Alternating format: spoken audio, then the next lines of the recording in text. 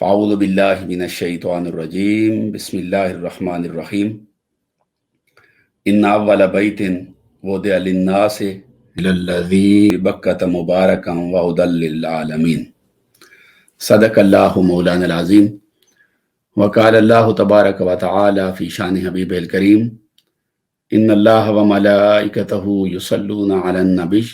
یا ایہا الذین آمنوا صلوا علیہ وسلموا تسلیما اللہم صلی علی سیدنا و مولانا محمد وعلی آل سیدنا و مولانا محمد وبارک وسلم مولا صلی وسلم دائما ابدا علی حبیبک خیر الخلق کلہم۔ مشکات حج اینڈ عمرہ سروس کے پلیٹ فارم سے آپ کی خدمت میں ہم حاضر ہیں۔ آج ہماری گفتگو کا موضوع ہے حج کی تاریخ۔ انشاءاللہ میں کوشش کروں گا کہ بہت اختصار کے ساتھ اور بہت آسان الفاظ میں حج کی تاریخ مختصراً میں آپ کے سامنے بیان کر سکوں۔ آپ کے علم میں ہے کہ حج جو ہے یہ اسلام کے بنیادی ارکان میں سے ایک رکن ہے، اسلام کا 5واں رکن ہے، اور شرع شریف کی اصطلاح میں حج کا مطلب ہوتا ہے کچھ مخصوص دنوں کے اندر اللہ رب العزت کے گھر کی زیارت کرنا، اور وہاں پر جا کر کچھ خاص قسم کے مناسک ہیں، خاص قسم کے کام ہیں، وہ کام کرنے کو حج کہتے ہیں۔ تو بیت اللہ شریف کی تاریخ کیا ہے جس کا ہم حج کرتے ہیں، یہ کب بنایا گیا، کون کون سے انبیاء علیہ السلام اس کی طرف آئے، اور کب باقاعدہ حج شروع ہوا، اور کعبہ شریف کی طرف کون کون سے انبیاء علیہ السلام نے مختلف زمانوں میں ہجرت کی ہے، اور یہاں پر کتنے انبیاء علیہ السلام کی قبریں ہیں، اور اس کو پہلا گھر حاصل ہونے کا جو شرف حاصل ہے اس کی وجہ کیا ہے کہ یہ جو جگہ ہے جسے ہم کعبۃ اللہ کہتے ہیں، جس کو قرآن مجید نے ببکۃ مبارک کہا ہے، مبارکہ کہا ہے کہ بڑی برکت والی یہ جگہ ہے، جس کو ام القرا کہتے ہیں کہ یہ ساری زمینوں کی اصل ہے۔ یہ اس کی وجہ کیا ہے کہ اس کو تہذیب اور ثقافت کا اور علم اور عرفان کا گہوارہ بنایا گیا، اور بیت المقدس کو چھوڑ کر آقا علیہ السلام نے اس کی طرف اپنا رخ اقدس پھیر لیا۔ جب آپ نے ہجرت کی تو بیت المقدس کو چھوڑ کر مکہ شریف کو اپنا قبلہ بنایا۔ حضرت امام زین العابدین رضی اللہ تعالیٰ عنہ سے کسی آدمی نے یہ بات پوچھی کہ بیت اللہ شریف کا طواف کب سے ہو رہا ہے، تو آپ نے فرمایا کہ اللہ رب العزت نے جب فرشتوں کو یہ خبر دی کہ انی جاعل فی الارض خلیفہ، کہ میں زمین پر اپنا خلیفہ بنانے لگا ہوں، اور انسان کے بشر کے خلیفہ بنانے کے بارے میں ان کو اطلاع دی، تو فرشتوں نے اللہ رب العزت کی بارگاہ میں حضرت آدم علیہ السلام کے خلیفہ بنائے جانے اور بنی آدم کے خلیفہ بنائے جانے پر اللہ رب العزت کی بارگاہ میں یہ گزارش کی کہ اتجعل فیہا من یفسد فیہا ویسفک الدماء ونحن نسبح بحمدک ونقدس لک، کہ باری تعالیٰ تو ایک ایسے بندے کو خلیفہ بنانے لگا ہے جو زمین میں خون بہائے گا، فساد بپا کرے گا، قتل و غارت گری کرے گا، اس کو خلیفہ بنا رہا ہے، حالانکہ ہمیں دیکھ کہ نحن نسبح بحمدک ونقدس لک، ہم ہر وقت ہی تیری عبادت کرتے ہیں، تیری تسبیح کرتے ہیں، تیری تحلیل کرتے ہیں، تیری بندگی میں لگے رہتے ہیں،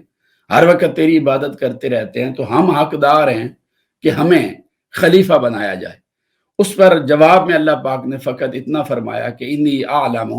ما لا تعلمون، کہ بہت سارے ایسے حقائق بھی ہیں آدم اور ان کی اولاد کے لیے کہ جنہیں میں جانتا ہوں اور تم نہیں جانتے۔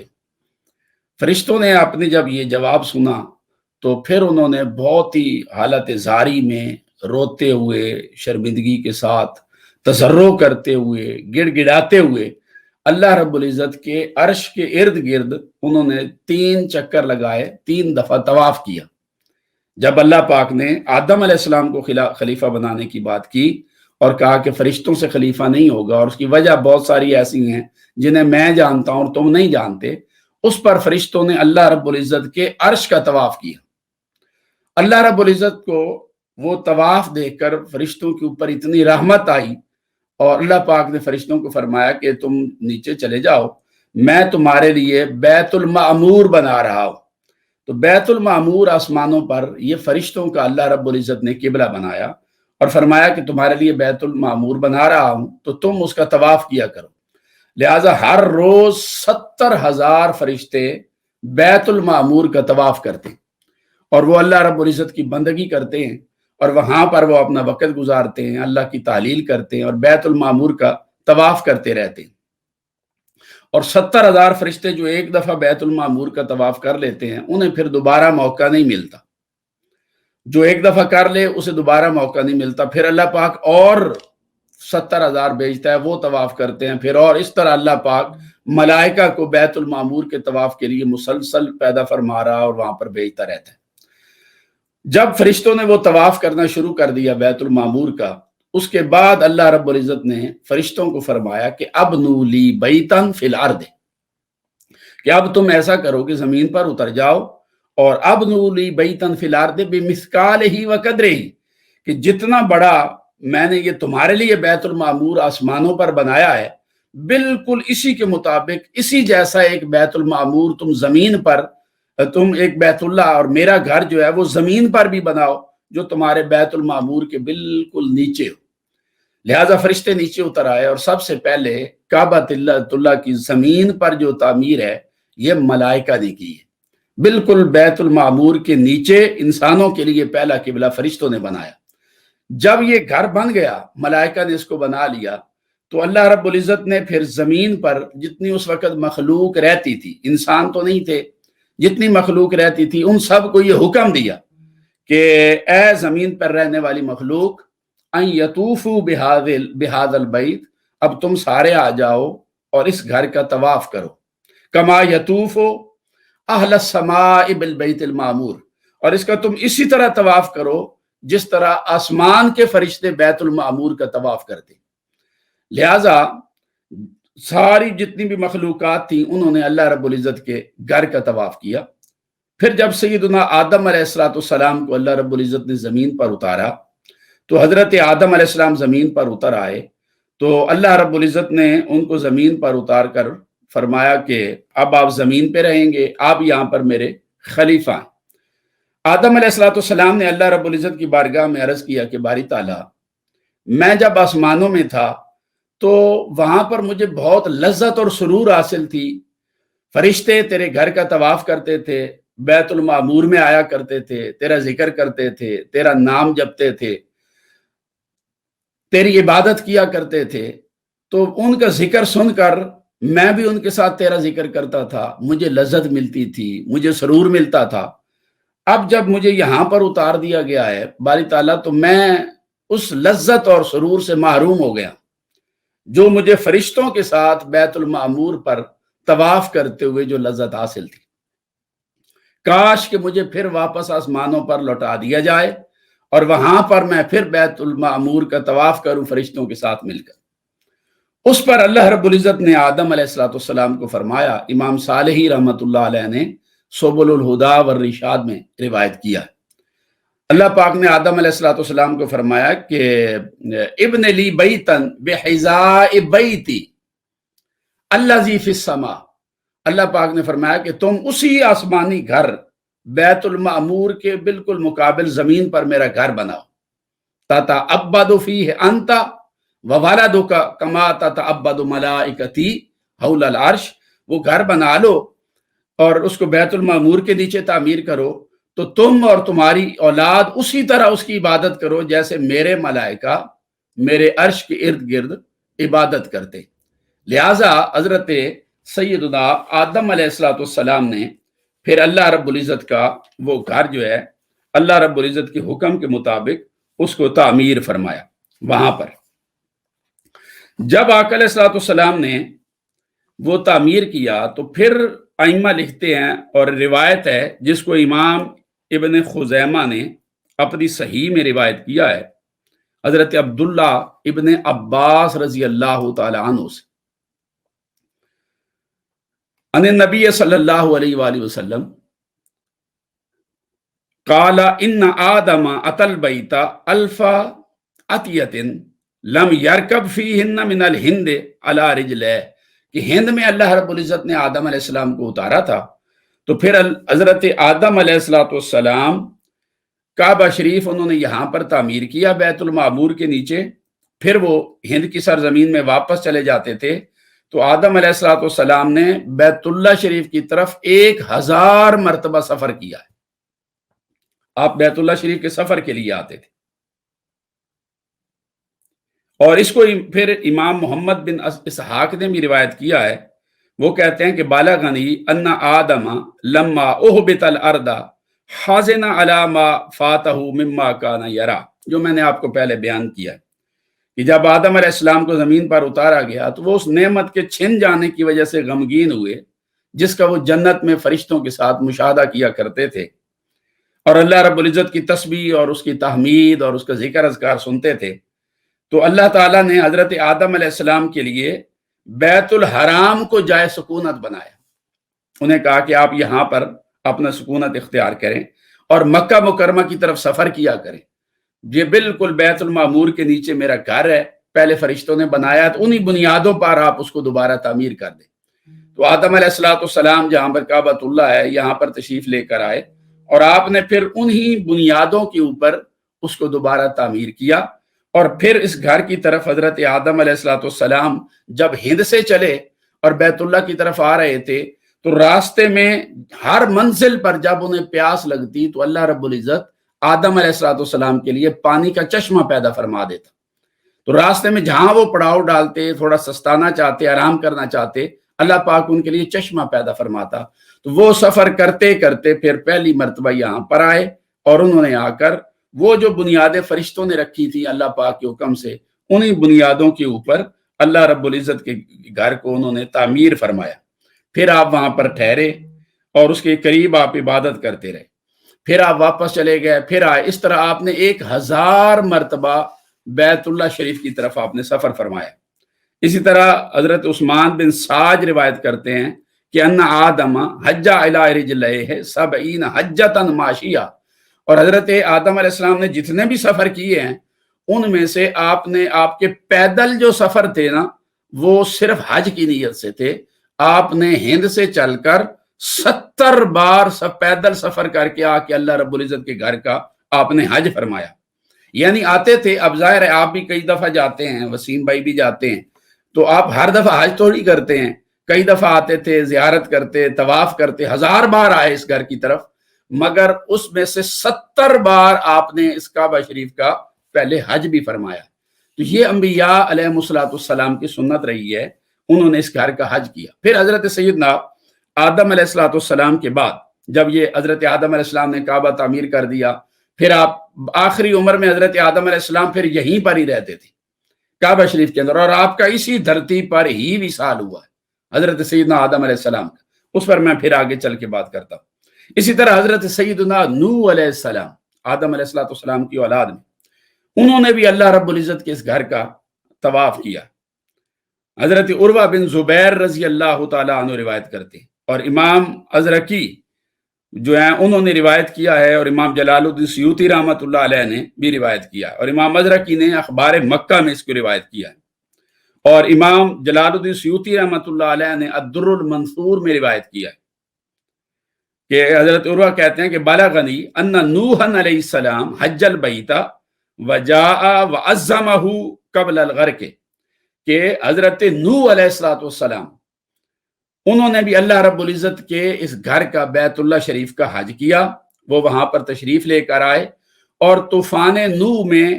اس پوری زمین کے ڈوبنے سے پہلے حضرت نوح علیہ السلام بھی اس گھر کا حج فرما چکے تھے، اور وہ اس گھر کی تعظیم کیا کرتے تھے۔ حضرت اسی طرح سیدنا ابراہیم علیہ السلام اور حضرت اسماعیل اور حضرت ہاجرہ، ان کا واقعہ تو سارے مسلمانوں کو بھی پتہ ہے کہ اللہ رب العزت نے پھر آدم علیہ السلام کے بعد حضرت نوح علیہ السلام کا طوفان آیا، تو اللہ رب العزت نے جب طوفان نوح آیا تو پورے کعبہ شریف کو آسمانوں پر اٹھا لیا۔ طوفان نوح میں اہل شرک کی ہر چیز بہہ گئی، ختم ہو گئی، اور کعبہ شریف کو آسمانوں پر اٹھایا گیا، بعد میں اس کی بنیادوں کو زمین پر رکھ دیا گیا، اور پھر سالوں بعد حضرت ابراہیم علیہ السلام نے آ کر اس کی تعمیر کی۔ لہٰذا حضرت مجاہد کہتے ہیں کہ حج ابراہیم و اسماعیل و ماشیین، امام بہقی اور امام ازرقی نے روایت کیا کہ حضرت ابراہیم اور حضرت اسماعیل علیہ السلام نے بھی اس کعبہ شریف کا پیدل حج کیا۔ پھر ابن ہشام روایت کرتے ہیں کہ لم یبعث اللہ عز وجل نبیا بعد ابراہیم علیہ السلام الا وقد حج ھذا البیت، کہ اللہ تبارک و تعالی نے حضرت ابراہیم علیہ السلام کے بعد کوئی ایسا نبی نہیں بھیجا کہ جس نے اللہ رب العزت کے اس گھر بیت اللہ شریف کا حج نہ کیا ہو۔ تو ابراہیم علیہ السلام کے بعد ہر پیغمبر نے اس کا حج کیا ہے۔ یہی وجہ ہے کہ حضرت سیدنا موسیٰ علیہ السلام نے بھی بیت اللہ شریف کا حج کیا، حضرت یونس علیہ السلام نے بھی بیت اللہ شریف کا حج کیا۔ حضرت عبداللہ ابن عباس رضی اللہ تعالیٰ عنہ روایت کرتے کہ ان رسول اللہ صلی اللہ علیہ وآلہ وسلم مر بواد الازرق، کہ نبی پاک صلی اللہ علیہ وآلہ وسلم وادی ازرق سے گزرے۔ یہ وادی ازرق جو ہے، جب حضور علیہ السلام کا وہاں سے گزر ہوا تو فقال ایو واد ھذا، آپ نے اپنے صحابہ کرام سے پوچھا کہ میرے صحابہ مجھے بتاؤ یہ کون سی وادی ہے جس سے ہم گزر رہے ہیں؟ فقالوا ھذا وادی الازرق، صحابہ کرام نے کہا کہ یا رسول اللہ یہ وادی ازرق ہے۔ قال کانی انظر الی موسیٰ ھابطا من الثنیۃ وله جوار الی اللہ بالتلبیۃ، حضور علیہ السلام نے فرمایا کہ دیکھو میں یہاں پر حضرت موسیٰ علیہ السلام کو وہ بلندیوں سے اترتے ہوئے دیکھ رہا ہوں۔ جب صحابہ نے بتایا نا کہ یہ وادی ازرق ہے تو راوی شارحین کہتے ہیں کہ اللہ رب العزت نے حضور علیہ السلام کے لیے حضرت موسیٰ علیہ السلام کے حج کو کشف فرما دیا، کہ وہ پورا واقعہ حضور علیہ السلام کے سامنے کشف ہو گیا، آپ کی آنکھوں کے سامنے آ گیا کہ کیسے حضرت موسیٰ علیہ السلام پہاڑی سے اس وادی کے اندر اتر رہے، اور وہ اترتے ہوئے حضرت حضور کہہ رہے ہیں میں دیکھ رہا ہوں کہ وہ نیچے اتر رہے ہیں۔ ثم اتی علی ثنیۃ حرشہ، پھر حضرت موسیٰ علیہ السلام جو ہیں انہوں نے اللہ رب العزت کے گھر کا جو ہے وہ حج کیا، اور بالتلبیۃ، اور انہوں نے اس کے لیے تلبیہ بھی پڑھی ہے۔ اب حضرت موسیٰ علیہ السلام نے کون سی تلبیہ پڑھی ہے اس کے الفاظ بھی آگے آ رہے ہیں۔ پھر حضور علیہ السلام کا جو گزر ہے، ثم اتی علی ثنیۃ حرشہ، حضور علیہ السلام وادی حرشہ سے گزرے۔ جب حرشہ کی وادی سے گزرے تو حضور علیہ السلام نے پوچھا ایو ثنیۃ ھذی، یہ کون سی وادی ہے؟ تو صحابہ کرام نے کہا ثنیۃ حرشہ، یا رسول اللہ یہ ثنیہ کی وادی ہے۔ قال کانی انظر الی یونس ابن متی علی ناقۃ حمراء جعدۃ، جب حضور علیہ السلام نے سنا کہ یہ تو وادی حرشہ ہے تو آقا علیہ السلام نے فرمایا کہ حضور کی آنکھوں کے سامنے سے پھر سے کشف ہوا آقا علیہ السلام کو، حضور نے فرمایا کہ میں نے اپنے بھائی یونس بن متی کو دیکھا ہے، اور ان کو دیکھ رہا ہوں کہ وہ ایک طاقتور سرخ رنگ کی اونٹنی کے اوپر سوار ہو کر کعبہ شریف کی طرف جا رہے ہیں، اور حضرت یونس علیہ السلام نے ایک اونی جبہ زیب تن کیا ہوا ہے، اور ان کی جو اونٹنی ہے اس کی نکیل کھجور کی چھال کی بنی ہوئی ہے، اس کے اوپر بیٹھ کر وہ اللہ رب العزت کے گھر کی طرف جا رہے ہیں۔ اور حضور علیہ السلام نے فرمایا کہ وَهُوَ يُلَبِّي، اور وہ بھی تلبیہ پڑھتے ہوئے آگے جا رہے ہیں، تلبیہ پڑھتے ہوئے اللہ کے گھر کے حج کے لیے جا رہے ہیں۔ اب یہ والی جو روایت ہے اسے امام مسلم اور امام احمد نے روایت کیا ہے، اور یہ لکھا کہ حضور علیہ السلام کے لیے کشف تھا کہ جب وہ پیغمبر یہاں سے گزرے تھے وہ ان کا سفر کیسے تھا، اللہ رب العزت نے کشف کے ذریعے وہ پورے کا پورا منظر نبی کریم صلی اللہ علیہ وآلہ وسلم کی آنکھوں کے سامنے کر دیا۔ پھر حضور نبی اکرم صلی اللہ علیہ وآلہ وسلم نے حضرت عبداللہ ابن عباس رضی اللہ تعالیٰ نے بھی اس واقعے کو روایت کیا ہے، اور اس کو امام حاکم نے بھی، اور ابن حبان نے بھی، اور امام طبرانی نے بھی، اور ابو نعیم نے بھی، ابو عوانہ نے بھی، تو سب نے بڑی تفصیل کے ساتھ بیان کیا۔ پھر حضرت ابی موسیٰ رضی اللہ تعالیٰ نے روایت کرتے ہیں قال رسول اللہ صلی اللہ علیہ وآلہ وسلم، وہ کہتے ہیں کہ رسول پاک صلی اللہ علیہ وآلہ وسلم نے ارشاد فرمایا کہ لقد مر بالصخرۃ من الروحاء 70 نبیا حضور علیہ السلام نے فرمایا کہ یہ جو کعبہ کے قریب وادی صخرہ ہے، اس کے اندر سے 70 نبی گزرے ہیں جو اللہ رب العزت کے گھر کی طرف گئے ہیں اور انہوں نے اللہ کے گھر کا حج کیا ہے۔ 70 نبیًا منہم موسیٰ نبی اللہ، اور ان 70 انبیاء کے اندر حضرت موسیٰ علیہ السلام بھی تھے۔ وفاتن علیہم العباء، حضرت موسیٰ علیہ السلام جب گزرے تو ان حضرت موسیٰ علیہ السلام کے اوپر ایک عبا تھی، اور وہ یہ جو وادی صخرہ ہے، موسیٰ علیہ السلام ننگے پاؤں اس وادی سے چل کر بیت اللہ شریف کی طرف گئے، اور ان کے اوپر چادر انہوں نے ڈالی ہوئی تھی،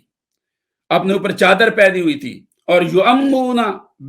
بیت اللہ العتیق، اور وہ اللہ رب العزت کے گھر کی زیارت کے لیے جا رہے تھے۔ تو ننگے پاؤں، اوپر چادر ڈالی ہوئی 70 انبیاء اور موسیٰ علیہ السلام اللہ رب العزت کے گھر کی طرف گئے اور انہوں نے اس گھر کا حج کیا۔ پھر حضرت عبداللہ ابن مسعود رضی اللہ تعالیٰ عنہ فرماتے ہیں، قال رسول اللہ صلی اللہ علیہ وآلہ وسلم، کہ رسول پاک صلی اللہ علیہ وآلہ وسلم نے ارشاد فرمایا، اور اس کو امام طبرانی نے، امام ابو یعلا نے، امام منذری نے اور امام حیثمی نے روایت کیا صحیح سند کے ساتھ۔ وہ فرماتے ہیں کہ حضور علیہ السلام نے فرمایا، کانی انظر الی موسیٰ ابن عمران، حضور نے فرمایا کہ میں اس وقت اپنے بھائی موسیٰ ابن عمران کو دیکھ رہا ہوں، یعنی کشف ہوا، حضور علیہ السلام نے سامنے ان کو حج کرتے ہوئے دیکھا۔ حضور نے فرمایا میں ان کو ایسے دیکھ رہا ہوں کہ وہ اس وادی سے 2 کتوانی چادروں میں احرام کی حالت میں گزر رہے، احرام باندھے ہوئے گزر رہے۔ تو 70,000 نبی، پھر ایک دوسری روایت میں لقد مر بہ موسیٰ ابن عمران حاجن او معتمرن ب70 الفا من بنی اسرائیل، کہ حضرت موسیٰ ابن عمران وہ اپنی سفید اور سیاہی رنگ کی اونٹنی پر حج اور عمرہ کرنے کی غرض سے 70,000 بنی اسرائیل کے افراد کے ساتھ اللہ رب العزت کے اس گھر کا حج کرنے کے لیے آئے۔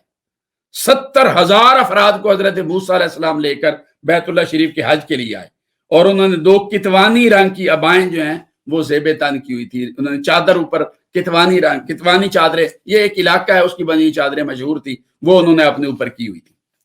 تو حضرت موسیٰ علیہ السلام جو ہیں یہ وہاں سے گزرے، اور حضرت موسیٰ علیہ السلام کی نے وہاں پر پھر تلبیہ بھی پڑھی، اور حضور علیہ السلام نے فرمایا ان کی تلبیہ کے الفاظ تھے لبیک اللہم لبیک لبیک تعبدا ورکا لبیک۔ یہ حضرت موسیٰ علیہ السلام کی تلبیہ تھی، وہ کہہ رہے تھے کہ حاضر ہوں اے اللہ، میں حاضر ہوں، میں حاضر ہوں، میں تیری عبادت اور غلامی کے لیے حاضر ہوں، لائک تعبدا ورکا لبیک، میں تیری عبادت اور غلامی کے لیے حاضر ہوں، انا اعبدک، میں تیری عبادت کرتا ہوں، انا لدیک، میں تیرے پاس ہوں، یا کشاف الکرب، اے مشکلات کو دور کرنے والے، میں تیری عبادت کرتا ہوں، تیرے پاس ہوں، تیری طرف آ رہا ہوں۔ یہ تلبیہ کے الفاظ تھے جو موسیٰ علیہ السلام پڑھ کر اپنے 70,000 امتیوں کو ساتھ لے کر اس سرزمین سے گزرے، اور انہوں نے اللہ رب العزت کے گھر کا حج کیا۔ اس حدیث کو امام بہقی نے، امام طبرانی نے اور ابن عاصم نے اس کو روایت کیا۔ اسی طرح حضرت موسیٰ، حضرت ہود، حضرت صالح اور دیگر انبیاء علیہ السلام نے بھی اللہ رب العزت کے پھر گھر کا حج کیا۔ جب آدم علیہ السلام کی تعمیر ہو گئی، اس کے بعد پھر مختلف انبیاء نے اس کا حج کیا۔ حضرت عبداللہ ابن عباس رضی اللہ تعالیٰ عنہ فرماتے کہ قال لما مر رسول اللہ صلی اللہ علیہ وآلہ وسلم بوادی غصفان حین حج، کہ جب حضور نبی اکرم صلی اللہ علیہ وسلم حج کے لیے وادی غصفان سے گزرے، یہ بھی ایک علاقہ ہے وادی غصفان، جب وہاں سے گزرے تو حضور علیہ السلام نے پوچھا کہ اے ابو بکر یہ کون سی وادی ہے؟ حضرت ابو بکر صدیق نے جواب دیا یا رسول اللہ یہ وادی غصفان ہے۔ حضور نبی اکرم صلی اللہ علیہ وسلم نے فرمایا کہ یہ جو وادی غصفان ہے، اس وادی سے حضرت ہود علیہ السلام اور حضرت صالح علیہ السلام کا گزر بھی ہوا تھا، اور وہ اس راستے سے، اس وادی سے گزر کر اللہ رب العزت کے گھر کی طرف گئے تھے، حضرت صالح علیہ السلام اور حضرت ہود علیہ السلام، اور وہ اس وقت سرخ اونٹنیوں کے اوپر سوار تھے، اور ان کی نکیلیں بھی کھجور کی رسی کی بنی ہوئی تھی، اور انہوں نے تہ بند باندھی ہوئی تھی، ابائیں باندھی ہوئی تھی، اور ان کی چادریں جو ہیں وہ چیتے کی کھال کی بنی ہوئی تھی جب وہ اللہ رب العزت کے گھر کی طرف جا رہے تھے، اور وہ بھی تلبیہ پڑھ رہے تھے، اور اللہ رب العزت کے اس پرانے گھر کی زیارت کے لیے وہ جا رہے تھے۔ تو یہ آپ نے دیکھا کہ انبیاء علیہ السلام نے کثرت کے ساتھ اس گھر کی طرف سفر کیا ہے۔ پھر یہی وجہ ہے کہ بہت سارے انبیاء علیہ السلام کی قبریں جو ہیں یہ آج کعبہ شریف کا جو مطاف ہے اس کے اندر اور وادی خیف کے اندر ہیں۔ مسجد خیف ہے جہاں، مسجد خیف ہے جہاں پر حضرت عبداللہ ابن عباس رضی اللہ تعالیٰ عنہ روایت کرتے ہیں انہو قال لقد سالک فج الروحاء سبعون نبیا، کہ روحاء کے راستے پر 70 انبیاء کرام جو ہیں وہ اللہ رب العزت کے اس گھر کعبہ شریف کے حج کی نیت سے گزرے، روحاء کے وادی روحاء سے گزرے، اور وہ کعبہ شریف کے حج کے لیے گئے۔ علیہم ثیاب صوف، اور ان 70 انبیاء نے صوف کا لباس اس وقت پہنا ہوا تھا، صوف کا لباس۔ وَلَقَدْ صَلَّى فِي مَسْجِدِ الْخَيْفِ 70 نَبِيًّا، اور یہ جو مسجد خیف ہے اس کے اندر 70 انبیاء علیہ السلام نے نماز ادا کی۔ اس حدیث کو امام حاکم نے، امام طبرانی نے، امام بیہقی نے روایت کیا۔ امام حیثمی نے فرمایا کہ اس حدیث کے جتنے بھی رجال ہیں وہ سب صحیح ہیں۔ یہی وجہ ہے کہ اور ایک اور روایت ہے جسے امام طبرانی، امام ابو نعیم نے روایت کیا ہے، امام ابن عساکر نے روایت کیا ہے۔ حضور صلی اللہ علیہ وسلم نے فرمایا انہو صلی فی مسجد الروحاء ثم قال لقد صلی فی ھذا المسجد قبلی 70 نبیا، کہ نبی پاک صلی اللہ علیہ وسلم نے روحاء کی مسجد میں نماز ادا کی، وادی روحاء کی مسجد میں، اور پھر حضور نے فرمایا کہ مجھ سے پہلے اس جگہ پر 70 انبیاء علیہ السلام نماز ادا کر چکے۔ یہ جو انبیاء علیہ السلام کا بڑی کثرت کے ساتھ یہاں پر تشریف لے کر آنا، پھر ادھر ہی مدفون ہونا، پھر اس کی فضیلت یہ عبداللہ ابن عباس کہتے ہیں صلی فی مسجد الخیف 70 نبیا منہم موسیٰ، مسجد خیف میں 70 نبیوں نے نماز پڑھی جس میں حضرت موسیٰ علیہ السلام ہیں، اور حضرت عبداللہ ابن عمر رضی اللہ تعالیٰ نے روایت کرتے ہیں کہ حضور علیہ السلام نے فرمایا کہ فی مسجد الخیف قبر 70 نبیا، کہ مسجد خیف کے اندر 70 انبیاء علیہ السلام کی قبریں ہیں مسجد خیف کے اندر۔ یہ روایت بھی بالکل درست ہے، صحیح ہے، اور اس کی ساری سندیں بھی درست ہیں۔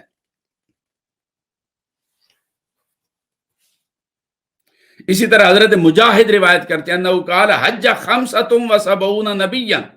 وہ فرماتے ہیں کہ 75 نبی 75 انبیاء علیہ السلام جو ہیں انہوں نے اللہ رب العزت کے گھر کا حج کیا، اور ان میں سے ہر ایک نے بیت اللہ کا طواف کیا، قد طاف بالبیت وصلی فی مسجد منن، اور انہوں نے مینا کی مسجد کے اندر نماز ادا کی۔ اس پر پھر حضور نے فرمایا فَإِنِ اسْتَطَعْتَ أَنْ لَا تَفُوتُكَ صَلَاةٌ فِي مَسْجِدٍ مِّنِّي فَافْعَلْ، حضور علیہ السلام نے فرمایا اگر آپ کے لیے ممکن ہو کہ مسجد مینا میں سے آپ کی کوئی نماز نہ چھوٹ پائے تو کوشش کریں کہ مینا کی مسجد میں آپ بھی نماز پڑھیں آپ کی حضرت۔ اور پھر وہ فرماتے ان قبر آدم علیہ السلام بقرب المنارۃ فی، کہ حضرت آدم علیہ السلام کی قبر جو ہے وہ مسجد کے مینارہ کے بالکل قریب ہے، یہ جو مسجد خیف ہے اس کی مینار کے بالکل قریب ہے۔ تو حضور نبی اکرم صلی اللہ علیہ وآلہ وسلم نے بڑی تفصیل کے ساتھ اس کو روایت کیا، اور امام حسن بصری رضی اللہ تعالیٰ عنہ روایت کرتے ہیں کہ روئے زمین پر مکہ مکرمہ کے علاوہ کوئی ایسا شہر نہیں ہے ما علی وجہ الارض بلدۃ وفد الیہا جمیع النبیین والملائکۃ والمرسلین اجمعین، کہ اللہ رب العزت روئے زمین پر اس پوری کائنات پر مکہ کے علاوہ کوئی ایسا گھر نہیں کہ جس کی طرف اللہ رب العزت کے سارے نبیوں نے، فرشتوں نے اور سارے رسولوں نے سفر کیا، مکہ کے علاوہ ایسا کوئی گھر نہیں۔ تمام انبیاء علیہ السلام نے مکہ کی طرف سفر کیا ہے، تمام رسولوں نے سفر کیا ہے، جن و انس نے، زمین و آسمان کے سارے نیک آدمیوں نے مکہ شریف کی طرف سفر کیا، اور وہ کہ حضور علیہ السلام نے فرمایا کہ انبیاء کرام میں سے ہر پیغمبر کو بھی جب اس کی قوم جھٹلا دیتی، اس پر ایمان لے کر نہ آتی، اس کی دعوت کو قبول نہ کرتی، تو وہ اپنی اس قوم کو چھوڑ کر مکہ معظمہ کی طرف چلا جاتا اور وہاں پر اپنی زندگی بسر کرتا۔ تو جو بھی پیغمبر اپنی قوم سے تنگ آ کر اپنی قوم سے نکلا، وہ مکہ ہی کی طرف عازم سفر ہوا اور مکہ کی طرف ہی گیا۔ اور انبیاء علیہ السلام کعبۃ اللہ کے قریب ہی ہمیشہ اللہ رب العزت کی عبادت میں مشغول رہے، اپنی قوم کو چھوڑ کر، یا جب فریضہ نبوت مکمل ہو جاتا تو سفر کر کے مکہ آ جاتے، اپنی باقی زندگی یہاں پر بسر کرتے، اور یہاں پر ہی ان کی موت واقع ہو جاتی، کعبہ شریف کے اندر ہی۔ یہی وجہ ہے کہ حضرت امام حسن بصری فرماتے ہیں کہ کعبۃ اللہ کے ارد گرد 300 انبیاء علیہ السلام کی قبریں، 300 نبی کعبہ شریف کے ارد گرد اس ایریے میں دفن ہیں۔ اور صرف جو رکن یمانی اور رکن اسود ہے، یعنی حجر اسود اور اس سے پیچھے والا کونا، یعنی آپ طواف کر رہے ہو یوں تو حجر اسود سے پیچھے والا کونا جو رکن یمانی ہے، رکن یمانی اور حجر اسود تک آتے ہوئے صرف اس ایریے کے اندر 70 انبیاء علیہ السلام کی نیچے قبریں، 70 پیغمبر یہاں پر دفن ہیں۔ وہ کیوں یہاں پر آئے؟ ان کی قومیں اور علاقوں میں، ان کی نسلیں اور علاقے میں، اولادیں اور علاقوں میں تھی، وہ خود یہاں کیوں آئے؟ وہ یہاں پر دفن ہونا پسند کیا انہوں نے، وہ آخری عمر اپنی یہاں پر بتاتے تھے، کیونکہ انہوں نے سن رکھا تھا کہ یہ وہ جگہ ہے جہاں پر اللہ رب العزت کے آخری نبی اور رسول پیدا ہوں گے، وہ وادی مکہ میں پیدا ہوں گے، ان کی پیدائش یہاں پر ہوگی، حضور کا مسکن یہاں پر ہوگا، اس لیے وہ سارے پیغمبر وہ سفر کر کے اس جگہ پر آ کر مقیم ہوتے تھے۔ یہ اللہ رب العزت کا پہلا گھر بھی ہے، اس کو پہلے فرشتوں نے بنایا، پھر آدم علیہ السلام نے بنایا، طوفان نوح میں اس کی ادب کی وجہ سے اللہ نے اسے آسمانوں پر اٹھا لیا، پھر بعد میں حضرت ابراہیم علیہ السلام نے اس کو دوبارہ تعمیر کیا۔ تو اس لیے وہ سب پیغمبر پھر یہاں پر آتے تھے، ان کی قبریں یہاں پر ہیں۔ اور حضرت اسماعیل علیہ السلام، حضرت ابراہیم علیہ السلام کے بیٹے حضرت اسماعیل، کہ جن کے قدموں کی وجہ سے آب زمزم کا چشمہ نکلا تھا، اور جنہوں نے ابراہیم علیہ السلام کے ساتھ مل کر کعبہ کو تعمیر کیا تھا، وہ اسماعیل علیہ السلام اور ان کی والدہ ماجدہ حضرت ہاجرہ علیہ السلام، ان کی قبریں بھی حتیم کے پرنالے کے بالکل نیچے ہیں، کعبہ شریف کی بالکل بنیادوں میں، پرنالے کے بالکل نیچے ان کی قبریں ہیں، جہاں اوپر پرنالے کا پانی گرتا ہے بارش ہو تو وہاں نیچے حضرت اسماعیل علیہ السلام، حضرت ہاجرہ، ان کی قبریں۔ اسی طرح حضرت نوح علیہ السلام، حضرت ہود علیہ السلام، حضرت شعیب علیہ السلام، حضرت صالح علیہ السلام، ان کی قبریں جو ہیں وہ زمزم اور مقام ابراہیم کے درمیانی علاقے میں،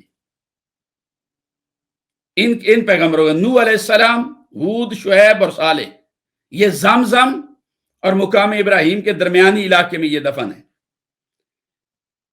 کیونکہ ان پیغمبروں نے بھی اس علاقے کا سفر کیا۔ حضرت یونس علیہ السلام، موسیٰ علیہ السلام، ہود علیہ السلام، صالح علیہ السلام، شعیب علیہ السلام، حضرت عیسیٰ علیہ السلام جیسے جلیل اور قدر پیغمبروں نے کعبہ شریف کی طرف سفر کیا، اور کئی پیغمبروں کی یہاں پر قبریں۔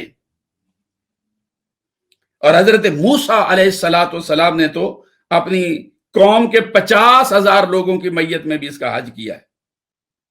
اور یہاں پر آ کر انہوں نے تلبیہ پڑھی اور اس کے کلمات ادا کیے۔ تو یہ کعبہ شریف جو ہے، یہ اس طرح سے اس کی تعمیر جو ہے وہ مارز وجود میں آئی، اس کو اللہ رب العزت نے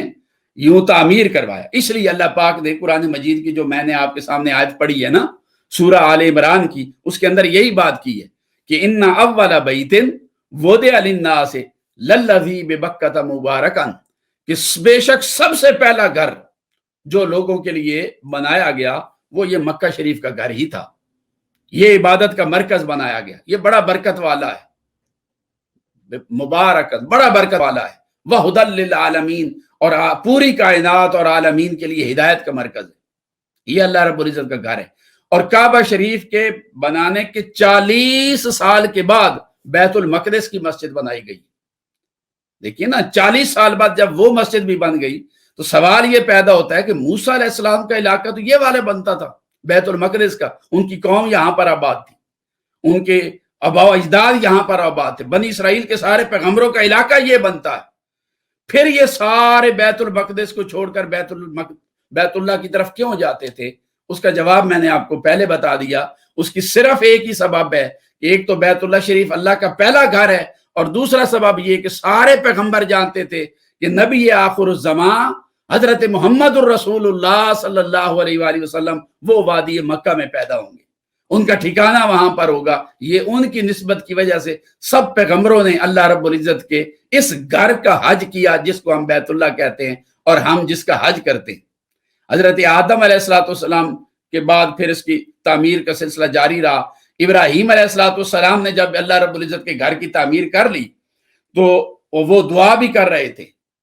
قرآن مجید کہتا ہے اذ یرفع ابراہیم القواعد من البیت و اسماعیل، سورہ بقرہ میں ابراہیم علیہ السلام اور اسماعیل علیہ السلام جب وہ اللہ رب العزت کے گھر کی تعمیر کر رہے تھے، اس کی دیواریں بلند کر رہے تھے، تو ساتھ ساتھ دعائیں مانگ رہے تھے، ربنا تقبل منا انک انت السمیع العلیم، اے ہمارے رب ہماری طرف سے ہماری اس نوکری کو قبول فرما لے، بے شک تو بڑا سننے والا ہے۔ ربنا وجعلنا مسلمین لک ومن ذریتنا امتا مسلمتا لک، باری تعالیٰ ہمیں مسلمان رکھنا۔ اب دو لوگ تعمیر کر رہے ہیں، حضرت ابراہیم علیہ السلام اور ان کے بیٹے اسماعیل علیہ السلام، اور ساتھ دعا مانگ رہے ہیں ربنا وجعلنا مسلمین لک، باری تعالیٰ ہم دونوں کو بھی مسلمان رکھنا، ومن ذریتنا امتا مسلمتا لک، اور ہماری ذریت اور اولاد میں امت مسلمہ کو پیدا کرنا۔ اب جب ابراہیم علیہ السلام یہ دعا مانگ رہے ہیں کہ میری اولاد میں مسلمان پیدا کرنا، یہ کس کی نسل سے ابراہیم علیہ السلام مانگ رہے تھے؟ اس بیٹے کی اولاد میں مسلمان مانگ رہے تھے جو ساتھ کعبہ تعمیر کروا رہا ہے، اسماعیل علیہ السلام، یا اس بیٹے کی اولاد میں مسلمانوں کو مانگا جا رہا تھا جو اس موقع پر حاضر نہیں ہے، اسحاق علیہ السلام؟ یقیناً حضرت اسماعیل علیہ السلام کے لیے دعا مانگ رہے تھے کہ ان کی اولاد میں امت مسلمہ کو پیدا کرنا، وَمِن ذُرِّيَّتِنَا أُمَّةً مُسْلِمَةً لَكَ وَأَرِنَا مَنَاسِكَنَا وَتُبْ عَلَيْنَا إِنَّكَ أَنْتَ التَّوَّابُ الرَّحِيمُ، اور اس گھر کے مناسک ہمیں سکھانا، اس کے حج کا طریقہ ہمیں سکھانا، مسائل ہمیں سکھانا، ہماری توبہ کو اپنی بارگاہ میں قبول کرنا۔ جب حضرت ابراہیم علیہ السلام یہ دعا مانگ چکے تو پھر وہ اس خاص دعا کی طرف آ گئے۔ وہ دعا یہ تھی ربنا وابعث فیہم رسولا منہم یتلو علیہم آیاتک ویعلمہم الکتاب والحکمت ویزکیہم انک انت العزیز الحکیم، کہ باری تعالیٰ وابعث فیہم رسولا منہم، وہ تیرا نبی امی، تیرا رسول کہ جس کو تو نے ہمیں پیدا کرنے سے پہلے پیدا فرمایا ہے، جس کے صدقے میں تو نے ہمیں نبوت اور رسالت عطا فرمائی ہے، جس کے صدقے میں تو نے ہمیں شرف نبوت دیا ہے، شرف رسالت دیا ہے، جس کے صدقے میں تو نے زمین پیدا فرمائی، جس کے صدقے میں آسمان پیدا فرمائے، جس کے صدقے میں کائنات پیدا فرمائی، جس کے صدقے میں نبیوں میں نبوتیں تقسیم کی، رسولوں میں رسالتیں تقسیم کی ہیں۔ باری تعالیٰ وہ نبی امی تیرا محبوب جسے سب سے پہلے تو نے پیدا فرمایا اور جسے سب سے آخری نبی بنا کر کائنات کی طرف بھیجے گا، میرے مولا تیری بارگاہ میں صرف ایک دعا کرتا ہوں، ربنا وابعث فیہم رسولا منہم یتلو علیہم آیاتہ، امت مسلمہ کو میرے اسماعیل کی اولاد میں پیدا کرنا، اور وہ نبی آخر الزمان جو آنے والے ہیں میرے مولا ان کو بھی میری نسل میں پیدا کرنا، مجھے محمد مصطفیٰ کا دادا بنا دینا۔ ربنا وابعث فیہم رسولا منہم یتلو علیہم آیاتہ، تاکہ وہ مسلمان جو میری نسل میں آئیں ان کے اوپر وہ تیرا محبوب آ کر اللہ کی آیات کی تلاوت کرے، وَيُزَكِّيهِمْ وَيُعَلِّمُهُمُ الْكِتَابَ، ان کے نفوس کا تزکیہ کرے اور ان کو کتاب اور حکمت کا علم عطا فرمائے، وَيُعَلِّمُهُمْ مَا لَمْ وَيُعَلِّمُهُمُ الْكِتَابَ وَالْحِكْمَةَ وَيُزَكِّيهِمْ إِنَّكَ أَنْتَ الْعَزِيزُ الْحَكِيمُ، بے شک تو بڑی حکمتوں والا، بڑے غلبے والا ہے میرے مولا، میری دعا کو قبول فرما۔ لہٰذا ان کی دعا قبول ہو گئی، اور جس پتھر پر ابراہیم علیہ السلام نے کھڑے ہو کر وہ دعا مانگی تھی وہ پتھر فوری طور پر پگھلا۔ اللہ پاک نے پتھر کو حکم دیا کہ اے پتھر، تجھ پہ کھڑے ہو کر میرا ابراہیم مجھ سے میرے محبوب کو مانگ رہا ہے، یہ بڑا تاریخی لمحہ ہے، ابراہیم علیہ السلام کے قدموں کو محفوظ کر لے۔ لہٰذا وہ پتھر پگھلا، ابراہیم علیہ السلام کے قدم اس پر محفوظ ہو گئے۔ وہ پتھر اٹھا کر اللہ رب العزت نے کعبے کے اندر لگوا دی، اس کو مقام ابراہیم کہتے ہیں، اور ہر حج عمرہ کرنے والے کو کہا کہ جب طواف کر لو وَاتَّخِذُوا مِن مُقَامِ ابراہیم مصلی، تو مقام ابراہیم کو مصلی بنا لو، وہاں پر آ کر واجب الطواف ادا کرو، کیونکہ یہ وہ مقام ہے جس پر کھڑے ہو کر میرے ابراہیم نے مجھ سے میرے محبوب علیہ السلام کو مانگا تھا۔ ابراہیم علیہ السلام نے کعبہ کی تعمیر مکمل کر لی۔ جب کعبہ تعمیر ہو گیا تو اللہ رب العزت نے ابراہیم علیہ السلام کو حکم دیا۔ سورہ حج میں اللہ پاک نے فرمایا وَأَذِّن فِي النَّاسِ بِالْحَجِّ يَأْتُوكَ رِجَالًا وَعَلَىٰ كُلِّ دَامِرٍ يَأْتِينَ مِن كُلِّ فَجٍّ عَمِيقٍ۔ اللہ پاک نے فرمایا کہ میرے ابراہیم میرا گھر بن گیا، اب آپ یہ جو جبل ابی قبیس ہے اس کے اوپر چڑھ جائیں اور اس کے اوپر چڑھ کر بڑی اونچی آواز میں لوگوں کو حج کے لیے دعوت دیں، بلائیں، تاکہ لوگ تمہارے پاس پیدل چل کر بھی آئیں اور وہ دبلے پتلے اونٹوں پر سوار ہو کر بھی آئیں، اور جو دور دراز کے علاقوں سے آنا چاہتے ہیں وہ بھی آئیں۔ لہٰذا حضرت ابراہیم علیہ السلام جو ہیں انہوں نے جب اللہ رب العزت کے گھر کی تعمیر کر لی اور انہوں نے اذن فی الناس بالحج پر عمل کیا، لوگوں کو بلایا، تو شارحین لکھتے ہیں کہ کائنات میں جتنے نفوس تھے سب نے ابراہیم علیہ السلام کی آواز کو سنا، سمندر کی مخلوقات نے ابراہیم علیہ السلام کی آواز کو سنا، تمام جنوں انس نے ابراہیم علیہ السلام کی آواز کو سنا، حتیٰ کہ وہ روحیں جو ابھی عالم ارواح میں تھیں انہوں نے بھی ابراہیم علیہ السلام کی آواز کو سنا، اور آواز کو سن کر جس روح نے کہہ دیا لبیک اللہم لبیک، ابراہیم علیہ السلام کی دعوت کو قبول کر لیا، اللہ رب العزت اسے زندگی میں یہ موقع لازمی عطا فرمائے گا کہ وہ اللہ رب العزت کے گھر کا حج کرے یا طواف کرے۔ اور جن روحوں نے اس وقت جواب نہ دیا انہیں اللہ رب العزت کے گھر کی زیارت جو ہے وہ نصیب نہیں ہوگی۔ یہ ابراہیم علیہ السلام نے کعبہ شریف کو اس کی تعمیر کی، پھر یہ چلتا رہا کعبہ شریف اور اس کا حج ہوتا رہا، اور یہ جو حج ہے یہ مختلف ادوار سے گزر کر ہم تک پہنچا، اس کے اوپر تاریخ کے مختلف دور گزرے۔ جب یہ گزرا ہے تقریباً یہ شروع تو ہوا تقریباً 3,500 سال حضور علیہ السلام کی ولادت باسعادت سے پہلے باقاعدہ حج جو ہے، پہلے پیغمبر آتے تھے حج کرتے تھے، مگر جو موجودہ تاریخ ہم تک ہے، ہم دراصل تاریخ کو 2 حصوں میں تقسیم کرتے ہیں، ایک کو ہم ہسٹورک پیریڈ کہتے ہیں اور دوسرے کو پری ہسٹورک پیریڈ کہتے ہیں۔ ہسٹورک پیریڈ جو ہے، جو نون تاریخ ہے، یہ ابراہیم علیہ السلام سے شروع ہوتی، اور ابراہیم علیہ السلام سے اوپر حضرت آدم علیہ السلام تک جو تاریخ کا دور ہے وہ پری ہسٹورک پیریڈ ہے، وہ تاریخ سے پہلے کا دور ہے، اس کے بارے میں کوئی اتھینٹک اور مستند معلومات ہمارے پاس موجود نہیں ہے۔ لہٰذا حضرت ابراہیم علیہ السلام سے چونکہ اتھینٹک معلومات ہیں تو یہ گھر جو ہے، اس کا حج اور اس کے مناسک جو ہیں وہ پھر ہماری طرف ایسے منتقل ہوئے، پھر اس کا حج ہوتا رہا ہے۔ حضرت آدم علیہ السلام پھر بعد میں مختلف ادوار میں انبیاء علیہ السلام کرتے رہے، جیسا میں آپ کو بتا چکا ہوں۔ حضرت نوح علیہ السلام کے دور میں جب کفر اور شرک اور الحاد کا غلبہ ہو گیا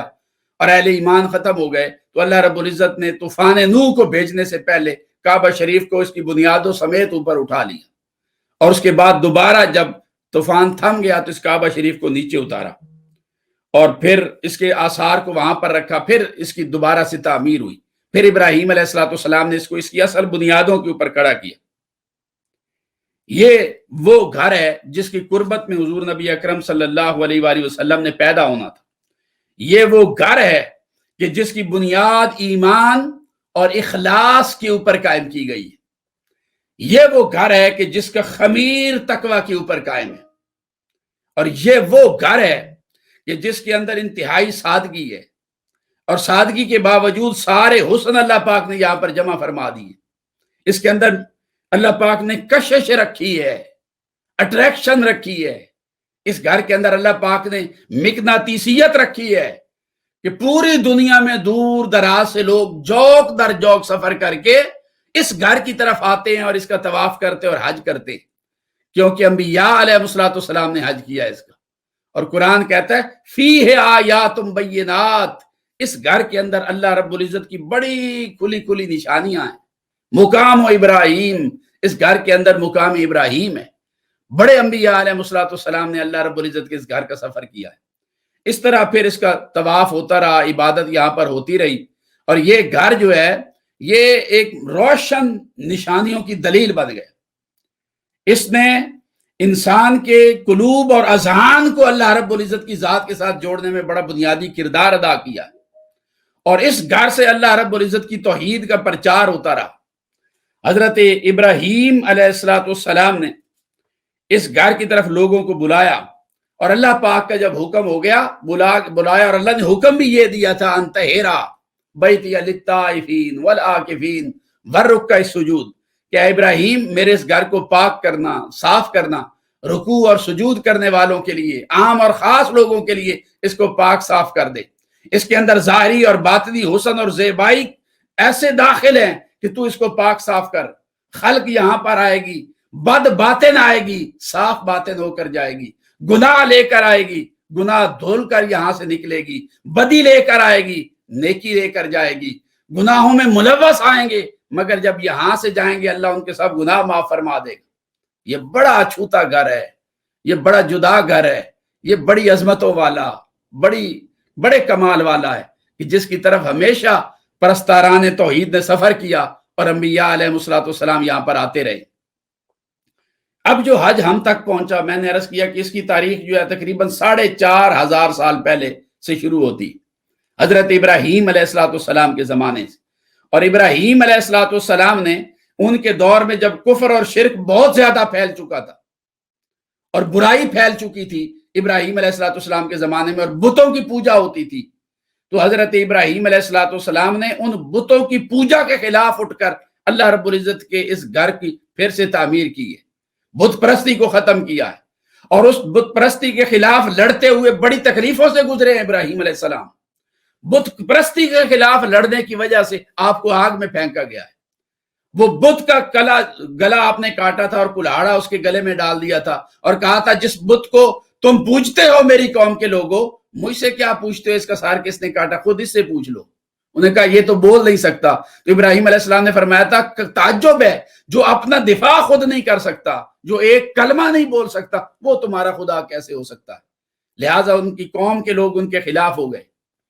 آپ کو پھر یہاں سے ہجرت کرنی پڑی، یہ بیت المقدس کے علاقے میں آ گئے، آپ کی مخالفت ہوتی رہی، مزاحمت ہوتی رہی، اللہ رب العزت کا نام لینے کی وجہ سے شدید تکلیفوں سے آپ کو گزرنا پڑا، مگر آپ نے ہر تکلیف کو برداشت کیا، اور اللہ رب العزت کے اس گھر کو دوبارہ سے تعمیر کیا، اور اللہ رب العزت کی توحید کا مرکز بنایا۔ مگر وقت گزرنے کے ساتھ ساتھ جو مناسک حضرت ابراہیم علیہ السلام نے عطا فرمائے تھے ان میں تحریف ہو گئی، ان میں تبدیلی ہو گئی، بدل دیا۔ بعد میں وقت گزر گیا، بہت ساری رسمیں اس میں داخل کر دی گئیں، روایات داخل کر دی گئیں، اور ایسی رسمیں داخل کی گئی جن کی نہ کوئی اصل ہے نہ کوئی بنیاد تھی، اور حضرت ابراہیم علیہ السلام کی روح جو ہے وہ کچل دی گئی، ختم کر دی گئی تھی۔ ان رسوم میں پھر وہ چلتے چلتے یہ کفار اور مشرکین کے دور تک آ جائیں، قریش مکہ کے دور تک آ جائیں۔ حضور کی ولادت کے وقت کے حالات میں آپ کو بتانے لگا کہ اس وقت تک پہنچتے پہنچتے حج کی ساری رسمیں مکمل طور پر بدل چکی تھی، اور عربوں نے اپنے ہاں جو خاص قسم کی ان کی دور جہالت کی رسمیں تھی، ان احرام باندھ کر وہ ساری کی ساری وہ رسمیں ادا کرنے لگ گئے تھے، اور احرام باندھنے کے بارے میں بھی ان کی بڑی عجیب و غریب قسم کی رسمیں ہوتی تھی۔ مثلا جب دور جہالت میں اہل عرب حج کے ارادے سے احرام باندھ لیتے تو وہ احرام باندھنے کے بعد اپنے گھر کے دروازے سے گھر میں داخل ہونے کو حرام سمجھتے تھے، وہ گھر کے پچھلے دروازے سے داخل ہوتے یا روشن دان سے ونڈو سے گھر میں داخل ہوتے تھے، کسی کھڑکی سے گھر میں داخل ہوتے تھے، اور وہ کہتے تھے جب احرام باندھ رہے تو اپنے گھر میں داخل ہونا حرام ہے۔ یعنی اس قسم کی فرسودہ چیزیں جو ہیں یہ انہوں نے ان چیزوں کو حج کا حصہ بنا رکھا تھا، حج کے مناسک بنا رکھا تھا کہ گھر کے پچھواڑے سے داخل ہونا ہے، پچھلے دروازے سے داخل ہونا ہے، اگر حج کا احرام باندھا ہوا ہو تو سامنے دروازے سے داخل ہوں گے تو حج نہیں ہوگا۔ یعنی اس طرح کی رسمیں جو تھی وہ دور جہالت میں انہوں نے ان رسموں کو